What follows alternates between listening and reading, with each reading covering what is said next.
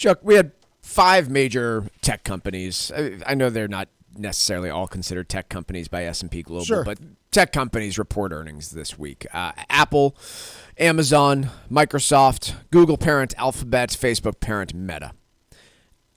I'm no tech analyst. I looking through these earnings, we can see how the stock market reacted to each of them, yada, yada, yada. I'm more interested in one thing. Let's assume that we all buy that artificial intelligence is going to be this seismic productivity changer.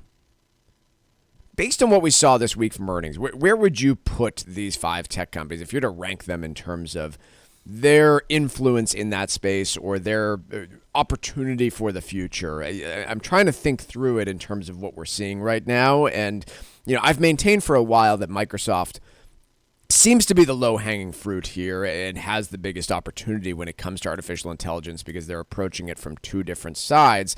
But I'm interested in your take. Where would you rank these if you were looking at, hey, these companies are doing the best thing? The best is a tough word. The most productive and most profitable things with AI today and in the future. So, if we're talking about the potential for greatest profit expansion, it's probably Microsoft or Amazon. Just because the cloud storage. Microsoft is right there in every single office in America. Yep. Hey, here's our tools that'll help you, be 20% more productive and only cost you 5% of an employee's salary a year. Mm-hmm. Great, I can increase headcount without increasing headcount. Yeah. That's the promise for Microsoft. If you're looking at Amazon, it's all those resellers. Hey, find better ways to sell your stuff, manage your inventory, yada, yada, all that stuff. Okay, fine. And they also happen to be in a lot of businesses' backyards, right? Sure. Amazon's cloud storage and computing business is massive. Meta and Google are in one business and one business only, and that's selling ads. Yeah, I know that they do other stuff for fake, but they do one thing for real. And that is they sell, Meta's revenue was 96 or 98% ads. Yeah. Google's 75% ads. And the rest, by the way, is just a bunch of YouTube TV subscriptions that, what do? They sell ads.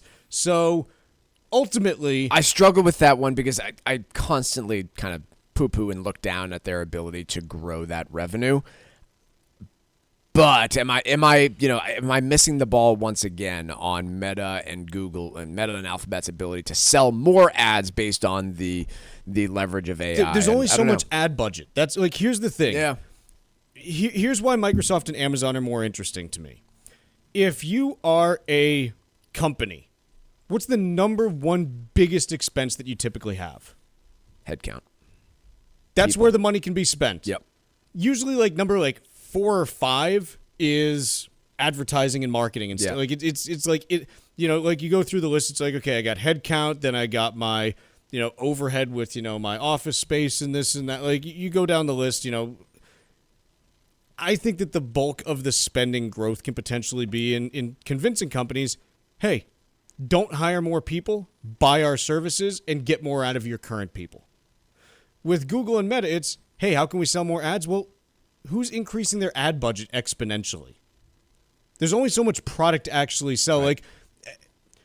If you go to a company and say, hey, if you increase your ad budget by 50%, here's what you can do. Well, most companies can't increase their ad budget by that much. They don't have that money available. On the other hand, headcount, consistently year in, year out, might go up 10, 15, 20%. Spend that on services, not on new heads. Convincing case.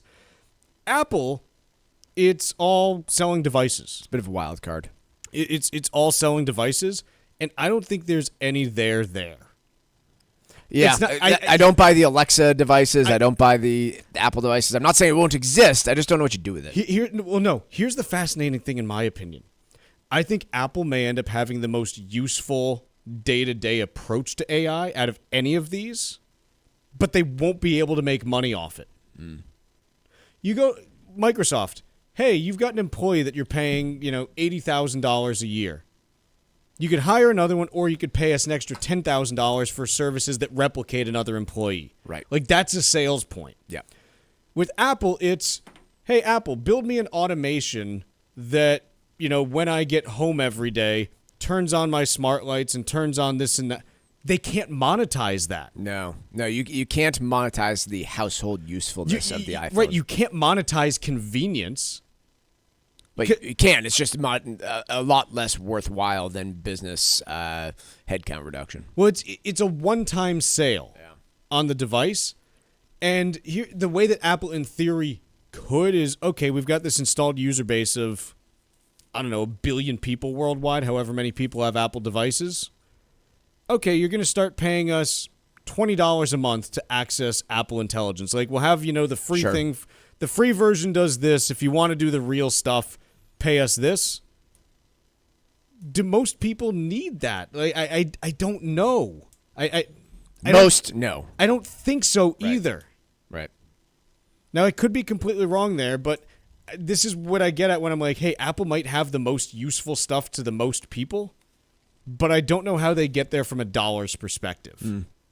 And that's kind of interesting to me. The counterpoint to that, man, Apple always figures out how to make money. They do. They're not bad at it.